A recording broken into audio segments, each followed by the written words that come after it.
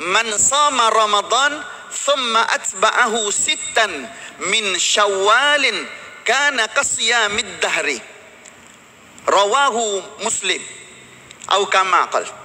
Jadi Nabi kata siapa-siapa puasa sebulan-bulan Ramadan baru ni, lepas pada dia puasa sebulan-bulan Ramadan, thumma atba'ahu sittan min Syawalin, kemudian disusuli dengan puasa 6 hari pula di bulan Syawal. Dah.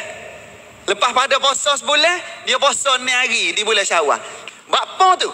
Bersungguh sangat nak puasa 6 hari tu. Nilai dia besar, luar biasa sungguh dah. Dah.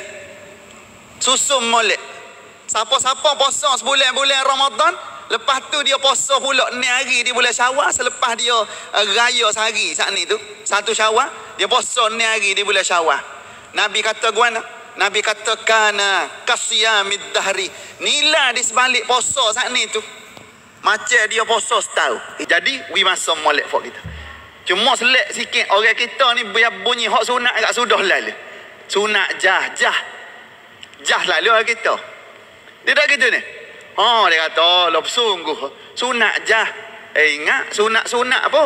Sunat tu hak utuhnya. Dah kita puasa dah sebulan. Dah. Jadi bagi kita hak puasa sebulan-bulan Ramadan dah baru ni, berpenak lelah letih tak erak dah baru ni, pengorbanan kita situ, maka jangan duk wajah puasa sunat dalam bulan Syawal. Kerana Allah Ta'ala nak beri pada kita nilai puasa sepanjang tahun.